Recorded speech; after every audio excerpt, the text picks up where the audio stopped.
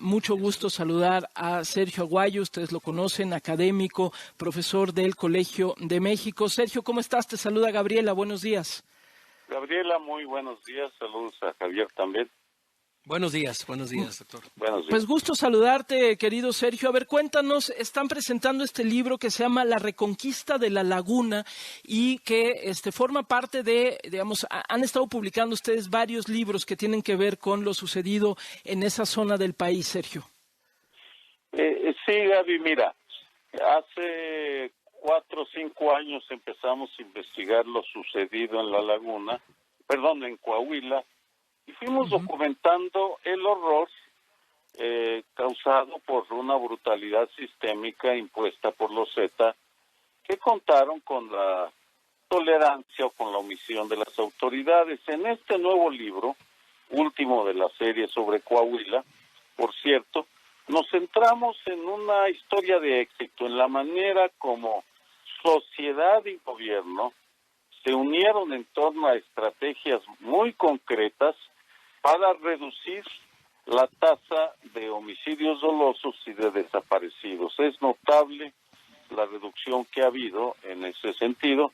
Pero lo hicimos pensando en formular un modelo que pueda replicarse, por ejemplo, en la Ciudad de México, donde ya estamos empezando a trabajar. Okay. A ver, y que entendemos, por supuesto, lo que viene, que es el objetivo, por supuesto, el replicar este tipo de proyectos desde lo local que funcionaron. Pero para dar un poco de contexto, maestro, cómo estaba la laguna? ¿Cuál era el control del crimen organizado y cómo se fue transformando? ¿Cuál es parte de las conclusiones de esta publicación de Reconquistando la Laguna, los Zetas, el Estado y la sociedad organizada 2007-2014? Javier, la laguna siempre ha sido un lugar estratégico y ahí llegaron los Zeta para disputarle al cartel de Sinaloa el control de ese nudo de comunicaciones. Y empezó la violencia alrededor de 2007 y fue creciendo a niveles que pusieron a Torreón entre las 5 ciudades más violentas del mundo en 2011-2012. A partir de ese momento viene un viraje en la estrategia porque el gobierno de Felipe Calderón primero y de Peña Nieto después ponen a los Zeta como el objetivo prioritario del gobierno federal. De manera simultánea ya se estaban movilizando 3 grupos fundamentalmente de la sociedad organizada. Uno, los grandes empresarios, el Grupo Laguna o Grupo de los 8. 2, los colectivos de víctimas como Grupo Vida o Fundec. Y 3, los medios de comunicación que resistieron el ataque de los carteles que intentaban controlarlos. Ellos 3, aprovechándose de la llegada de Rubén Moreira a la gubernatura en 2011, Rubén aplica una política integral bien interesante para pacificar Coahuila y se da un hecho inédito, una coordinación entre gobierno federal, estatal, municipios. Hay que aclarar que la laguna está compuesta por municipios de Durango y de Coahuila. Eso lo hace peculiar. Y los empresarios le plantean al presidente Calderón en una reunión del Gabinete de Seguridad Nacional que se establezca un mando especial, una policía metropolitana en la cual participan las policías del estado de Durango, de Coahuila, bajo el mando nominal del ejército. Lo acepta el presidente Calderón, lo ratifica Peña Nieto y otra vez bien interesante lo ratifica ya en el 2019 Andrés Manuel López Obrador. Y ese mando especial, acompañado de un grupo antisecuestros también metropolitano, empiezan a bajar las tasas de delincuencia, mientras que los colectivos de víctimas presionaban al gobierno del estado para un diálogo que ha llevado a un buen número de leyes, aun cuando no se haya logrado obtener la verdad ni la justicia en la mayoría de los casos. Esa es la síntesis. Y derrotan a los Zeta, sí, con la complicidad o participación en algunos casos del cártel de Sinaloa. Por eso es que el libro, el término Reconquistando, va entrecomillado, porque sí, Claro. se derrotó a los Zetas, pero ahí sigue Sinaloa presente. Pero ese es, Claro. también contó un añadido, con la colaboración de la DEA, del FBI en Estados Unidos, para estrangular financieramente a los Zeta. Fue un operativo conjunto Estados Unidos-México. Es un caso de éxito notable porque, a diferencia de Ciudad Juárez, Tijuana, Monterrey, en La Laguna sí se ha mantenido bajas los niveles de violencia, de ese tipo de delitos.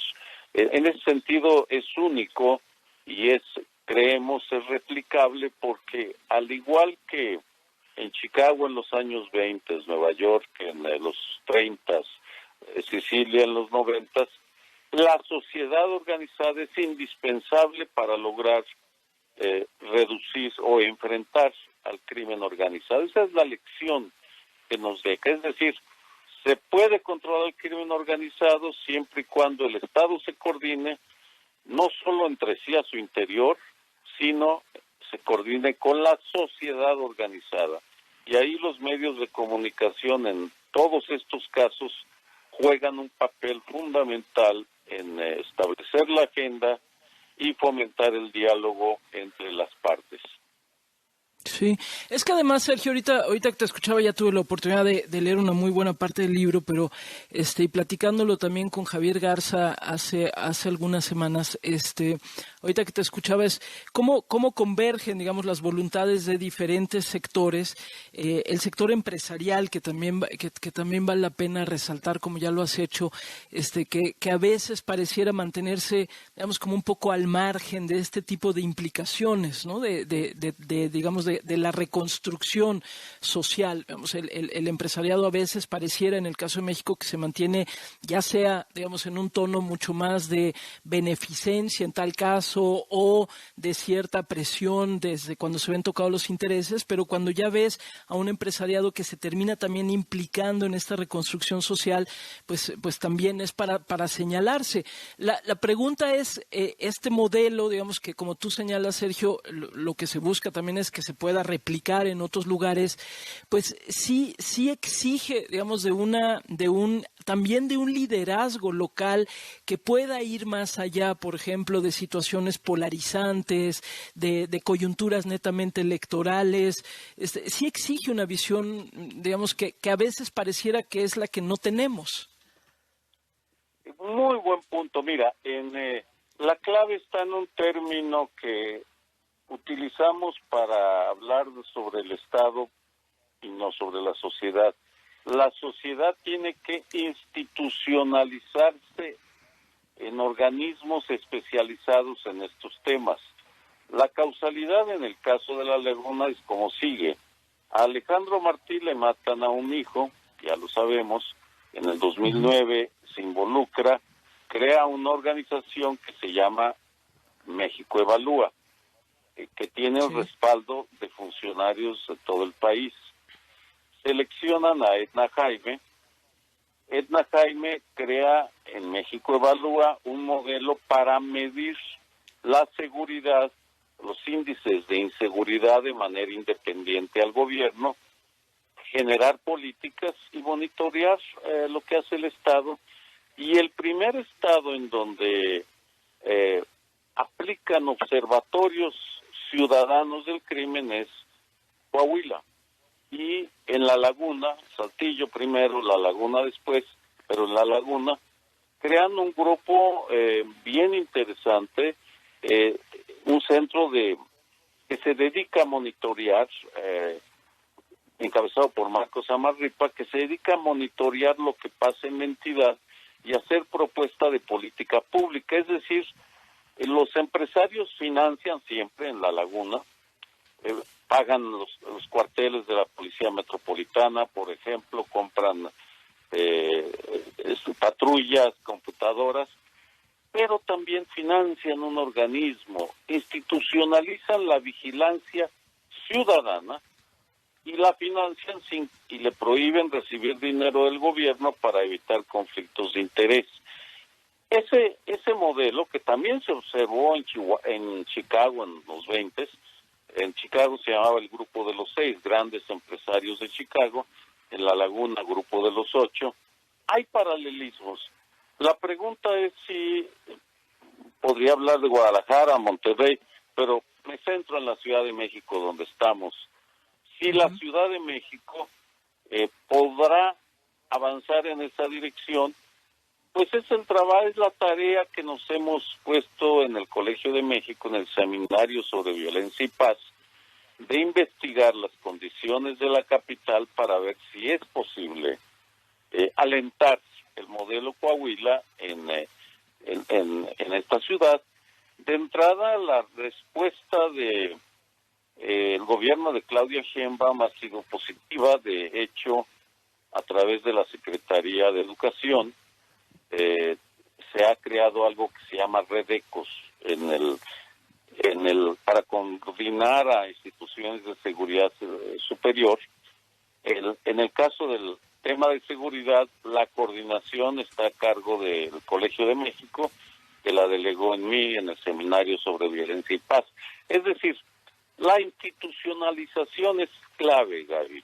Sin ella, pues habrá buenas ideas de personas, pero no habrá una constancia en el análisis y la propuesta de políticas públicas. Sí, sin A duda. ver, sí, interesante este tema de cómo también se está abriendo la Ciudad de México, pero abre un poco la puerta, maestro, a hablar de lo que está sucediendo en este momento o en los últimos días. El día de mañana, justamente en este seminario, desde el Colegio de México, se tratará el tema de la DEA y el general Cienfuegos. Será una plática el día de mañana a las 12 del día con Raúl Benítez, con Carlos Pérez Ricard, moderada por usted, pero sí nos interesan mucho las impresiones de lo ocurrido el jueves pasado, la detención del general Cienfuegos, hacia dónde apunta maestro Sergio Aguayo, conociendo también sus estudios desde hace ya varios años del ejército y de las figuras, por supuesto, que lo coordinan. Javier, sí, pero una precisión. El seminario sobre la DEA y el general... es el miércoles, sí. El miércoles. Sí, perdón. Sí, el miércoles a las 12. Se presenta el libro de Reconquistando la Laguna. Se empalmaron los eventos por razones obvias. Mañana lo presentan Denise Merker, cuyo programa Punto de Partida tuvo un papel central en lograr, cuando secuestraron a sus camarógrafos y reporteros, sí, claro, en La Laguna hace ya años. Va a participar ella y la doctora Mónica Serrano. Paso al miércoles. Mi opinión personal. Lo que estamos viendo es el resultado, voy a sintetizar una historia muy compleja, de un empoderamiento del ejército que se inicia en 1968 y 1969. En el 68, a raíz de la matanza del 2 de octubre, el general Marcelino García Barragán empieza un proceso de autonomización de las Fuerzas Armadas del Poder Civil.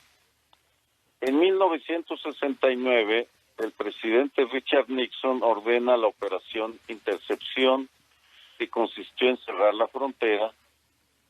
La abrieron a cambio de que se rociaran con paraquat, con herbicida, los campos de amapola y marihuana, y con la participación del ejército. Y a partir del 69 se combinan, por un lado, la autonomización y empoderamiento del ejército, muy molesto porque les tendieron una trampa el presidente Díaz Ordaz en Tlatelolco, y empiezan a meterse al combate al narcotráfico con mayor ímpetu. 10,000 soldados terminaron involucrándose a raíz de la presión, del chantaje de Richard Nixon. En los últimos 50 años, Javier, estos procesos han seguido. Los militares mexicanos se han empoderado por la debilidad de los presidentes mexicanos cada vez mayor y por la presión y el apoyo que tienen de Estados Unidos. Ahora bien, segundo elemento, la impunidad. En parte por ello, los generales corruptos, o no generales, coroneles, que sí los hubo, y muchos más de los que nos imaginamos, obtuvieron impunidad de los presidentes mexicanos y de Estados Unidos. Eso está cambiando, empezó a cambiar el jueves pasado, cuando detienen al general Cienfuegos, en parte por motivos propios de Estados Unidos. Vamos, hay una racionalidad en ello, pero también, y hay que reconocerlo, porque el pacto de impunidad al interior del México, del presidente hacia los militares, se está resquebrajando. Andrés Manuel López Obrador está en una situación muy paradójica. Los necesita y los apoya, pero tampoco puede proteger la alta corrupción. Y la primera víctima en de esta nueva etapa de la relación es el general Cienfuegos, y la tendencia a largo plazo es unos militares cada vez más poderosos, un Estado cada vez más débil y un Estados Unidos cada vez más impaciente.